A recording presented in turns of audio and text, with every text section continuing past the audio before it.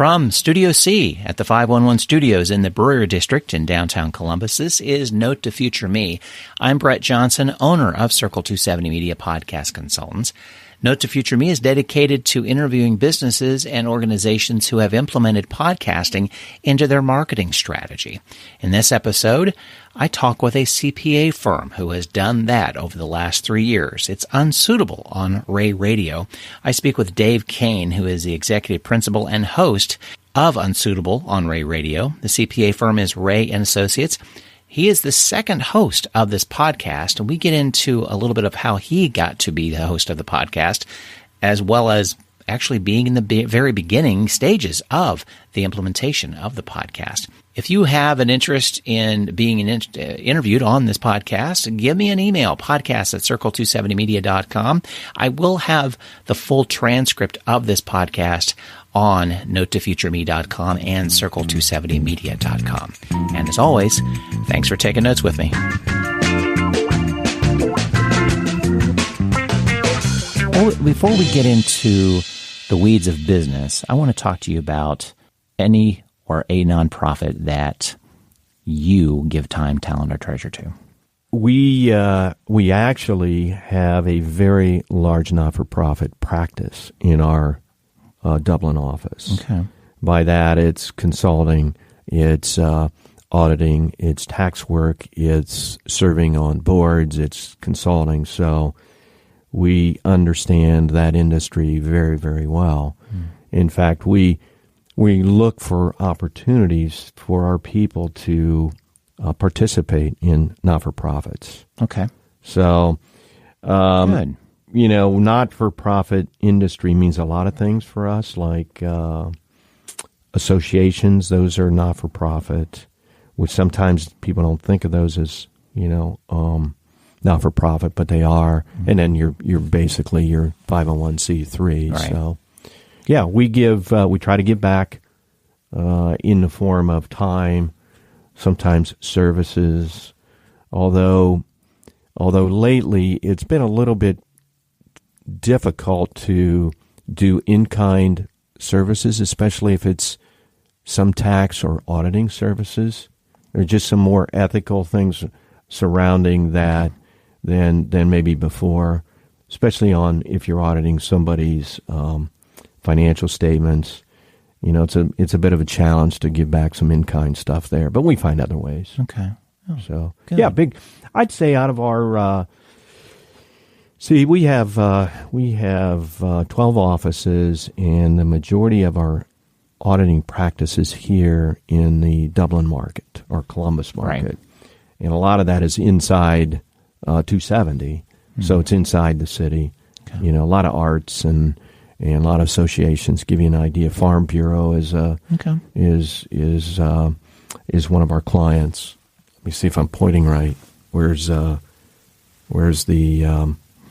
shadow box? Oh, probably back behind you. Yes, behind you. There you go. There we go. they're a client of ours. So, sure. Got to give you. There's different levels in between. On your website, where could a nonprofit or a not-for-profit find that information? Yeah, they can just go on, and there's a services box drop down, okay. And it should be easily findable. Okay. If you can navigate websites. We've tried to make it as user-friendly as possible. We just actually kind of redid a lot of things in the last year, okay. To make it easier for you to go in and search, because if you spend, and from being in the business, you go there, you can't find it, you're out of there. Doesn't take a lot of time for you to do. You just drop off. Yeah. Exactly. Yeah. So we, do you happen to know Brad Circone? He has helped us with our branding and actually is producing our podcast and our website. And that was kind of the glue that helped us put everything kind of together. Mm-hmm. Somebody that had that background. So he's the one that comes in. We brings the mics in and produces and edits, and we're pretty committed to we're releasing once a week. Mm-hmm.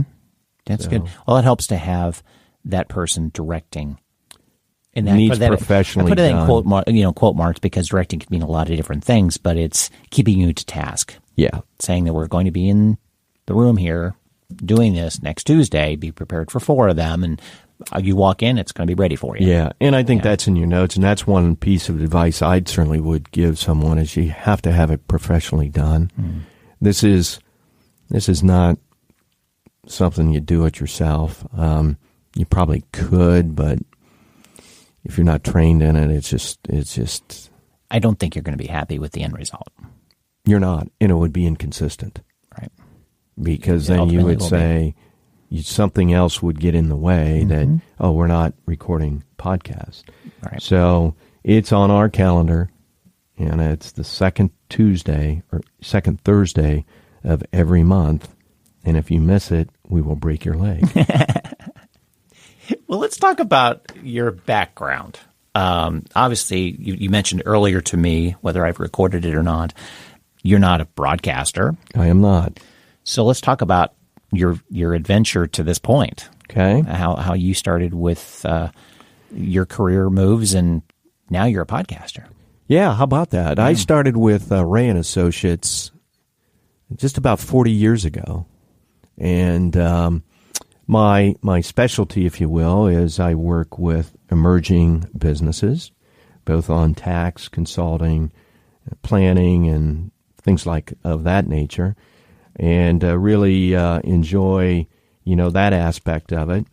And it just so happened the podcast spot came open after about 50 episodes, and they asked me if I wanted to do it. Went for a tryout, if you will, and I won. Of course, I was in pretty good shape doing that. But what helps me with being the host of the podcast, which you can again relate to it, it's not the easiest thing in the world to be the host. You got to figure out the right questions. You got to study. But one of the things that helped me is virtually all of the topics that we cover, at least if it's tax and consulting and in business, I know a little bit about each of those topics. Okay. Sometimes I got to do a little bit of studying, but for the most part, I've either touched it, felt it, read it, talked to somebody, had a client in that industry, and so that's what makes it work for me as far as being able to ask the questions and the right questions. Now we've discovered a little bit by design is there's some things that we don't touch. Obviously, the political side of things has been a little bit challenging the last year, especially with the new tax act. I was going to say that it kind of meshes together. You have to touch a little bit upon it. It does. But you don't necessarily have to make a comment on it. Just this is the way it is now because of... We'll see where our guest wants to go. Right.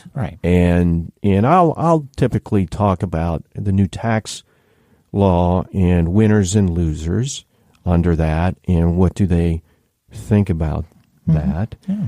And if they could change the tax law, had one day to change the tax law, what would they do? We can take them up to the edge without making it, too political. And that's by design because you never know your listeners where their platform is. So we steer clear of that. Some of the things that really work for us are when you talk about topics that are, hey, we're a CPA firm, but, we had one where we talked about opioid addiction, and that was a very well received. That was a very tough one, very, very challenging one. A fun one is when we talk about millennials versus baby boomers. Always fun. And that can be politically charged as well, too. It is politically charged. You can get some folks going on that. HR, human resource, always very, very popular. Some of the real technical deep dive stuff is okay, but not as great as some of the non-technical. Certainly the recent change in the sales tax rules, some of those with the South Dakota versus Wayfair, that we've had a lot of broadcasts on that, and that's been very, very, very popular also. So we try to change our topics, and we study it. And our marketing team does just a phenomenal job of getting me prepared. Here's the notes, the cheat sheets. Our guests come in, and we try to have fun. How did the process begin? I know this is before your time, but how did it begin to talk about having a podcast? Sure. A CPA firm? Sure. That really isn't usually the business category you think about having a podcast. Well, I can tell you how it started, and I was a bit on the ground floor. Okay. Is there were three of us, Mark Van Binscoten, a fellow partner of mine, myself, and Brad Circone, were just brainstorming, and we were off-site having a libation, if you will, and it came up that we should do a podcast or start thinking about a podcast, and we started challenging that and said, you know what, that's maybe an avenue to go because it may help us with our overall theme of what our culture is and what we want it to be and what we wanted to, to project it to be, plus showing off the incredible talent that we have around the firm. So we started thinking about that and how would that mesh with our overall strategy and our strategic plan. And what we found is that, boy, it meshes pretty nicely. But I'll tell you, it was a hard sell. We went to our marketing team, and they said, you guys, just how long were you at happy hour? We're going to do a podcast? and we said, sure, and we explained it, and they got on board.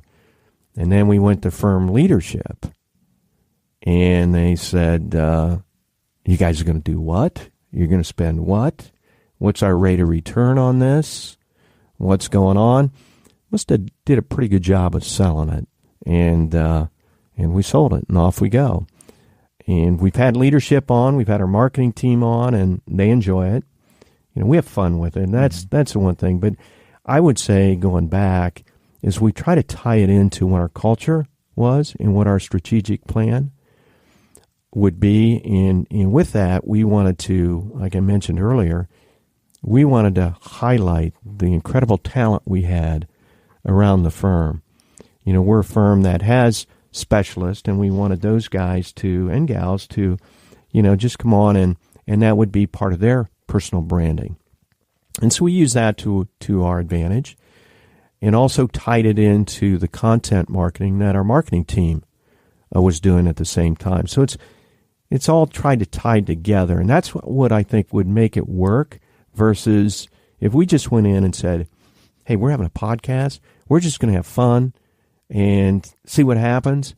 We probably wouldn't have lasted this long, but tying it together to our strategic plan and the mission and all that, and never lose sight of that really helps solidify where we want to go with it. How long from first discussion to first episode published did it take? I would say, I'm just going to guess on that, but just kind of the time frame, probably 6 months. So It didn't take long. Okay. And I was actually our first guest, unofficial guest. I was not the first host. And so we experimented a little bit and said, wow, that sounds pretty good. Second one, it sounded pretty good. Mm-hmm. Third one, not so good. Fourth one, not so good. And so, well, first of all, we were batting 50%, and then it started getting a lot better, just as everybody got kind of comfortable with what it is. But I would say our message, we try to keep it consistent, meaning we're gonna release every week, and I think we release on maybe Monday evening, Tuesday morning, somewhere in there. I don't know what the total schedule is. And so we have one being released every week, different topic.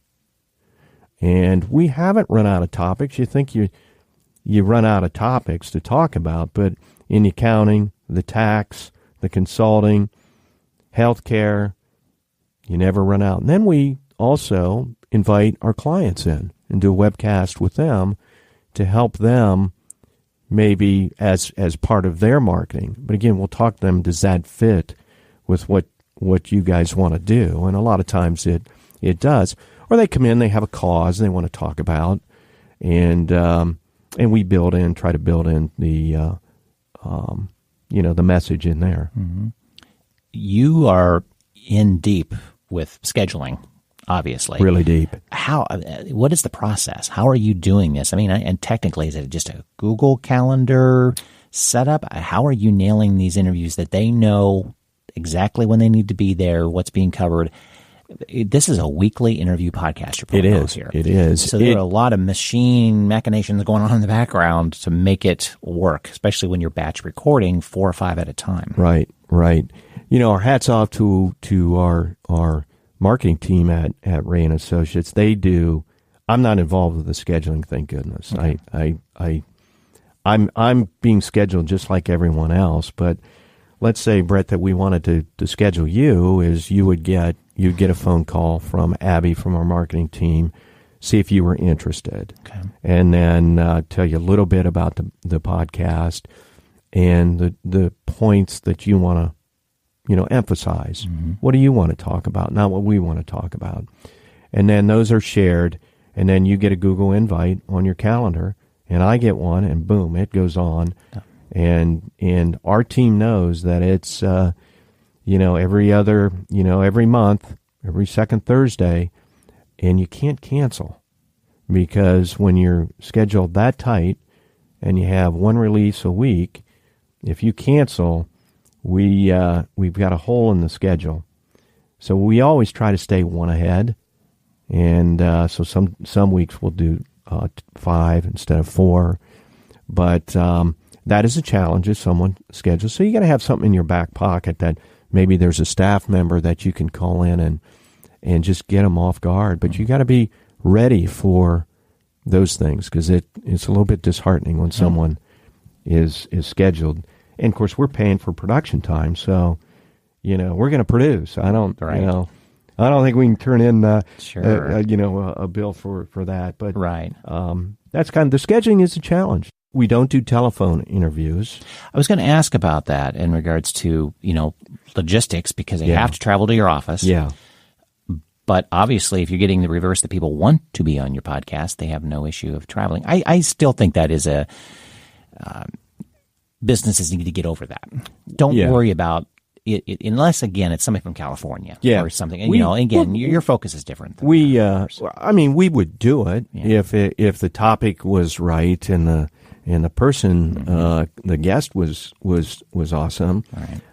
We would do that. We just found better success doing it in person. I think it's difficult to do an interview that's not face to face. That's right. It's hard. That's right. There's an art form to that, especially with video. Yeah. Even though you think that'll bridge the gap, it doesn't do it. There's something missing. We've experimented. There's just something missing with it, and it's okay. Yeah. But there is something missing. The stuff going around.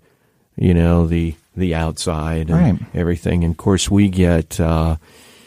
We use our team, and some of them are extroverts, some are introverts, and some love doing it. Some are like scared out of this world, and so we try to loosen them up a little bit when they get in there. Once they get loosened, they go. The biggest compliment you can probably have is they walk out going, "Wow, that was fast." Yeah, that was easy. That's what they said. Oh, you mean that was 20 minutes? And that's the best compliment an interviewer can have. And we're looking to. We've tried to keep it 20 to 25 minutes, depend on the topic, right. And then we try to break it on 2. But somebody comes in that's really uncomfortable. We kind of know that going in. We have we bring a little portable bar into the room, and hey, you want to have a beer while you're doing this, and some yes, some no, but after they're done, they're drinking the beer, they want to stay around for the next podcast, and you can't make them leave. Get out of here, it's time to. But I have a beer. I'll take it with you. So we do it in a fun way to try to get it going, and trying to keep the topics fresh. again, that by the time we record and release, there might be 3 weeks to a month.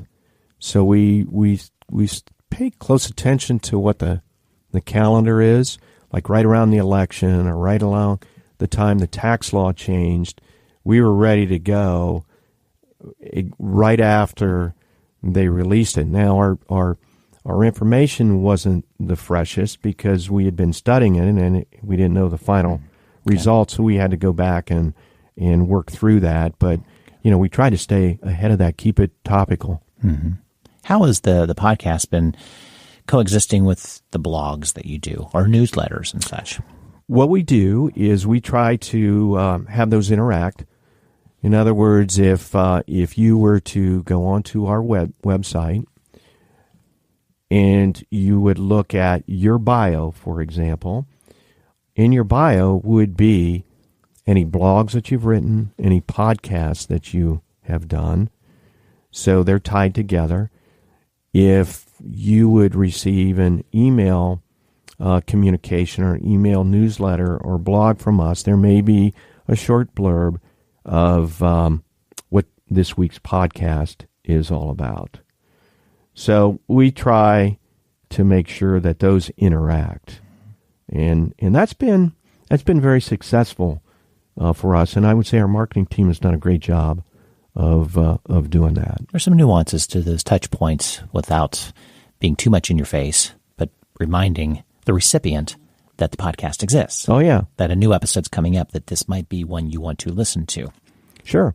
And we will push it out to our clients. Our marketing team will say, well, hey, Dave, why don't you send this podcast out to all your manufacturing clients or all your professional clients. There was one that we did, a podcast that we did by the head of our tax team, Chris Cain, and he dissected the deduction for meals and entertainment and the tax impact and the tax changes, and it was really good. And so what we did is we sent that out to a lot of our clients that said, here's what you have to do to deduct those type of expenses. So, and that one was kind of charged up. So we had fun with that one. Are you using the podcast then to focus on new clients, sending them your expertise as an audio format that we know how to do this kind of a it's part of the it's part of the process, yes. Okay. I would say we use it for that, not primarily. It's a tool at your disposal. It's a tool at the disposal. Yeah. If we were, let's say we were in a proposal for a manufacturer, we may send them a couple podcasts on manufacturing or invite them in for a podcast to present their business or present a topic. For example, manufacturer, we may call you in and call you in's not the right, but invite you to come over, have a good time, talk to us, maybe about tariffs.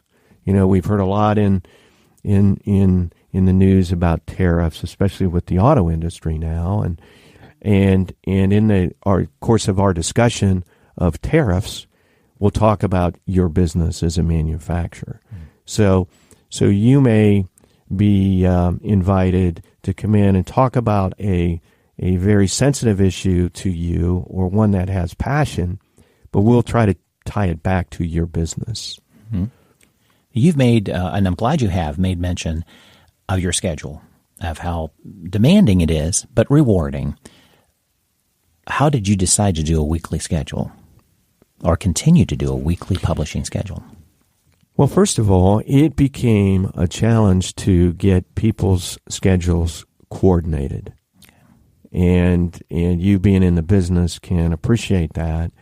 And so we decided we were going to stick to it and stay with one day a month, and that was it. The marketing team knew that was going to be it. Our production team knew that was going to be it. I knew it was going to be it. I tried to sneak out a couple times to play golf or vacation. They they wouldn't let me. I had forgotten that it was that day. But they send those calendar invites out. It's on my calendar for the next year. Sure. And I would say scheduling would be one of the challenges that's way up there. You better have a game plan of how you're going to do that, because if not, you get stuck a little bit. And so that's one. The second one we talked about earlier is tie it into what you're doing, around the company or the firm, as far as your blogs or your newsletters or your marketing. I don't know that we would have been successful if we wouldn't have done that. Right. Yeah. So with the guests coming in, are you offering any collateral, I guess you could say, or anything to help them share those episodes as well to their people? How sure. do you do, how are they you can doing use that? They can use that. Okay. They can use that at their, however they want to use it. We'll ship it out to them, and if they want it edited a little bit different way or cut up, we can do that. But we do have a little bit of limitations because you got to be a little bit careful with that. But yeah, if let's say your business came in and you said, hey, can I get a copy of this podcast? Can I put it on my website? Absolutely. Absolutely. Now, what we do, we also, while we're doing it, do a YouTube release. That's a lot tougher. And some days I don't even know they're doing the YouTube channel. I thought, oh boy, I wish we wouldn't have done that, but it gives us a chance to, wear our ugly Christmas sweaters and dress up for Halloween and have some, I guess some visuals that may make some sense. Sure. So incorporate it. Yeah, for sure. Now the artwork for your podcast is great. I mean, who's putting that together? The visual presence that you have is top notch. Thank you. Who's putting that together for you? How did you marketing, decide to our marketing team is involved in that, and they spent a lot of time doing that. I mean, I spent enough time with that group to know just how hard they work to get it right, and they have won awards, especially when we first started producing. They won awards after awards in our industry, in the CPA industry, for the podcast, because we were one of the first to do it on a consistent basis. Taking topics. Now, there's podcasts that are on training, more of a training issue, but these are just general conversations with, Main Street type businesses. We love those kind of stories, so we try to mix it up.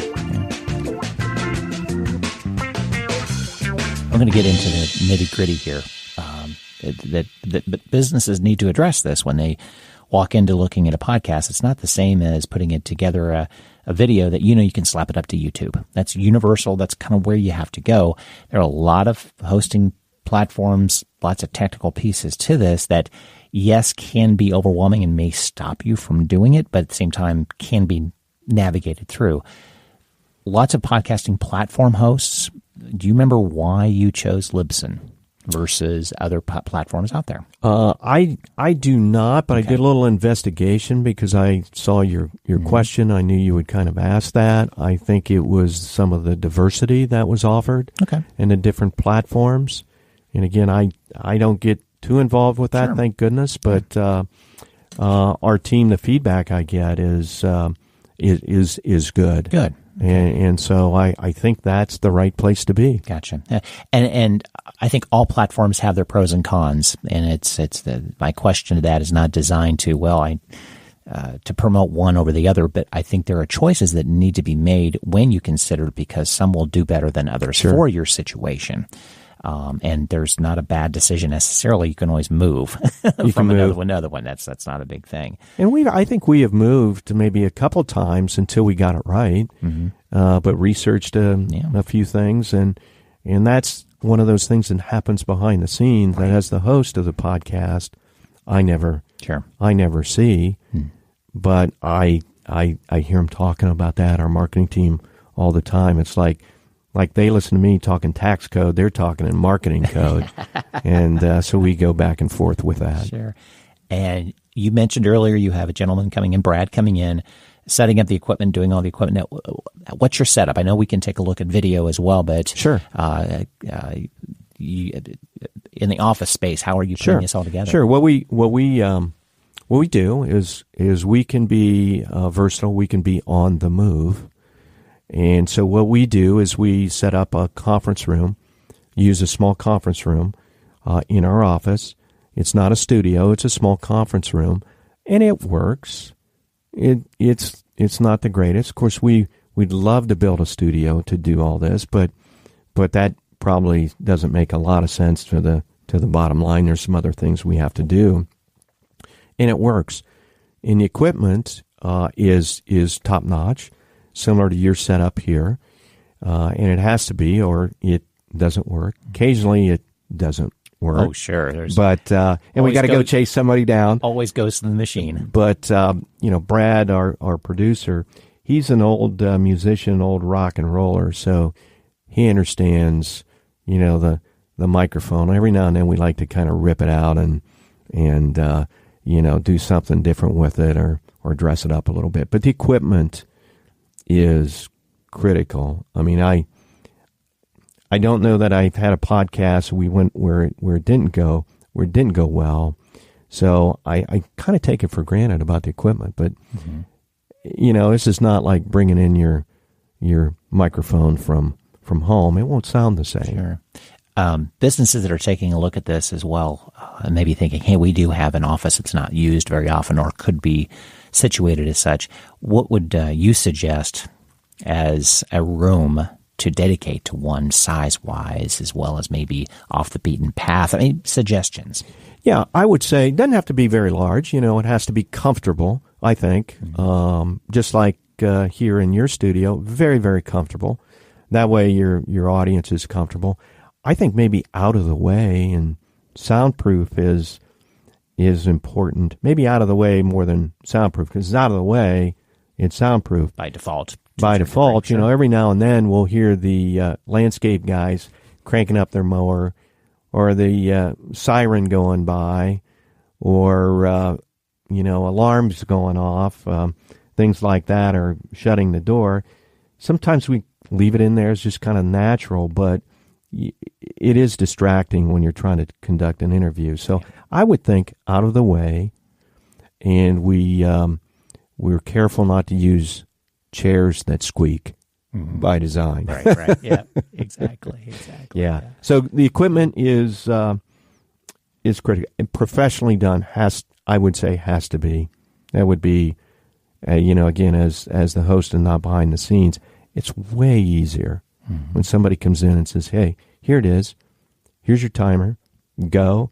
And it's going there. Of course, I can always tell when we make a mistake because they're all kind of typing and doing some editing there. I'll do the same thing. I'll mark down the time on the recorder. Oh, I need But it's a nice future reference, and hopefully it's not distracting to someone I'm talking to. I'm just making notes. And we have bloopers. We have bloopers, and bloopers are fun. And we track bloopers. There are things that happen. Sometimes one time I just lost my voice. Couldn't talk. How when you get that cough, you just can't say the next word? Right. And I got up, had to leave the room, and I just gave the speaker kind of the motion to keep on talking, and she just kept on talking. Oh, good. And she, somebody else came over, jumped in the seat, and she just kept talking, and that was I got all squared away and got back in there. But yeah, we certainly have bloopers. Yeah. And Brad's taking care of the editing and mixing then as well. Yes, and we sometimes we'll make mistakes on purpose, but we try not to, because editing, as you know, is makes your job a little bit tougher. Editing is fun, but you don't want to have to do it. You don't want to have to do it. It's always nice to do a one and done. You add the music and it's done. That's just as satisfying. It is. You mispronounce words and but okay, as long as it's not egregious, it's okay. Right. And we like to have, I know there's some things we can't do as far as music, but man, I'd like to take some really good rock tunes or classic tunes and put those in, but we got to make up our own music now. But sure, I guess being we don't want to pay the fees to do that. Not worth it. Not worth it. If you think you can't find the money for studio space, that's right. You're not going to find money for music. Yeah, and so we totally respect that and follow that. So you tried out for this position. Why did you want to host a podcast? Even though you were at the very beginning stages, I understand. So you had that, you knew where it was going, but that didn't necessarily mean you wanted to host it. No, it didn't. But I had my eye on it when it came up. Okay. And I was semi-recruited because they wanted a host that had business experience in multiple areas, which I fit that bill. They wanted somebody that maybe wasn't afraid to get in front of the mic and speak and work at it. And I was willing to do all of that, but again, the host, and you've done enough hosting, it's not the easiest thing. Yeah. Some comes natural. Sometimes your guest just isn't knocking it out of the park. If you get a good guest, it's great. It's easy. But when your guest is giving you one word answers, it's going to be a long 20 minutes. But then your skills come into play going, why am I asking them yes or no questions? Stop that. That's right. Because they're taking advantage of it. Yeah, and they take away, I have a little cheat sheet, in front of me, and it's a piece of colored construction paper, and it reminds me to ask, what, why, how to get those answers. Mm-hmm. And they'll take it away. And we also try to, this is kind of interesting, we try to do it without notes. Sometimes I'll have some notes that I have to, because they're points that I don't want to forget. But as far as the guest, we try to encourage them not to bring notes, and because they've already given us their talking points. But the notes are a distraction because sometimes somebody's looking at the notes. We want it to be just conversation, like we're sitting at a desk or office. As long as you can get the microphones kind of out of your mind, that they're just there, and you have a conversation, it goes pretty easily. Right. Future plans for the podcast? We got to change it. We're going to change it. All right. Okay. I think that's good because it does bring freshness. It does for the listeners, as long as it's not a tremendous amount of change, but for the host. How many times can you do that? Other than, of course, all the interviews are fresh, sure, of course. But it is kind of fun to change it up a little bit, isn't it? We want to change it up. Yeah. We want to change it up, and we're looking at time of a podcast. Now we try to stick to 20 minutes, maybe 23 minutes. Some will go a half hour, only if the guest is, just hitting on all cylinders and we can't get out of the conversation. We think that's maybe a little long for some of the topics. And so we may take a topic and divide it into two podcasts. And instead of maybe 30 minutes, we divide it into, do two separate recording sessions, do 220, and can dig into it a little bit deeper. We try also to keep the topic very narrow. If you and I are talking about the new tax law, that's a pretty in-depth conversation. We won't cover anything, but hey, if we want to talk about this deduction or that, we can have a good conversation in a period of time. But change, you're going to have to change it, and we will, and we're looking at some ways to do that. You think your podcast is a good template for CPA firms? I believe it is. I think to me, the equation, if you will, is our marketing team is phenomenal, and they're the ones that make it happen. I mean, they're directing traffic, and they're teaching us how to tie everything together with the content that they have. And so even though we look at the topics, we try to keep it into the our content marketing scheme and our strategic plan. And we got to stay focused on that, because if we take a detour on that, it doesn't work as well. Mm-hmm. So that's that's very, very critical for, I think, a podcast, is somebody outside of the host, behind the guys behind the scenes, the gals behind the scenes, they're the ones that make it happen. Right. They make my job pretty easy some days. Some days they make it really hard. Just to make Dave's day. Yeah. When they write the intros, and we change that. We try not to read stuff, but you got to read things. Reading is way more difficult for certainly for me. But it's just I gotta practice it. But it's just you can tell when somebody's reading, and we try to stay away from that. Right.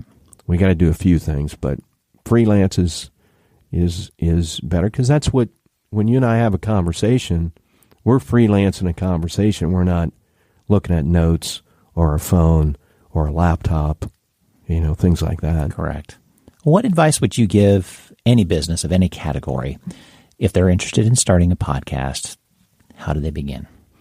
I would recommend a couple things. One is I think you have to be very consistent with your processes and your messages. It's not one of these things you can produce a podcast for 3 months, take a break, and then get back after it. I think you have to give it a fair amount of time to take its course, see where it goes. For me, again, this is as a CPA and as an owner in the firm, I need the rate of return. So I need some kind of feel good that it's working. Whether it's my buddies call me or I go to their house and they got the podcast playing on the loudspeaker, or something like that. I get an email, jag about it. That way I know it's working, or a competitor talks about it, but you have to do that. So I would say consistency and be prepared that in the beginning it's probably not going to go the way you want to go. We'd also talked about scheduling. Mm-hmm. Stay way ahead of the schedule and be prepared that schedule may change. And those are the things that have helped us out tremendously. What key people should be involved? Certainly the marketing team. They're number one. I'm not a marketing person, never have been. And they've helped me kind of design how we want to do that. So, because they can control the strategy for the content. So definitely your marketing team. And then as far as producers, Buddy needs it professionally produced. I'm convinced. I don't know how we could do. We have microphones. We have the ability to do it, but we decided we don't want to do it. It's not the same. We need that professional taking a look at how we're doing it and tying it together. And they can bring the equipment. I mean, our equipment is for listening to a webcast, not producing a podcast. Right. Unsuitable on Rea Radio. Where can our listeners find it? They can find it almost anywhere that podcasts are available. I hear our team say, they listen to it on iHeartRadio. They listen to it on iTunes. They can go onto our website at reacpa.com, find it there. If we have an email, if we've emailed you, there may be a link in there to that webcast. So that are the places that can be found. It can be found pretty easily if you're into podcasting. And what we found, the podcast community is alive and well. And they love it. Yeah. They love it. Same listeners. They'll call us back and say, "Oh boy, you blew that one, or you tackled that issue, or you didn't go, you didn't go far enough with the political debate." So, there's some things there. And that's a big thank you. You're right. We didn't. we didn't. Did you want us to? And thank you. So we get to feel for that. Right. And mistakes are going to happen, and sometimes the mistakes are fun to work with. Sure. Exactly. You get you just get good people involved with it that know what they're doing, and I would say it's been a lot of fun as the host, but it is a lot of work. at the end of the day, when I'm done, especially if we did 5 podcasts, I'm ready. I'm ready for a nap. I can believe that. I'm ready for a nap. But it is a lot of fun because you get to talk about stuff, business stuff, and some stuff that's non-business stuff, and try to mesh it together. And that's what made it work for us, because that's the culture of our firm. Thanks for being a guest. I really appreciate it. Sure. A lot of fun.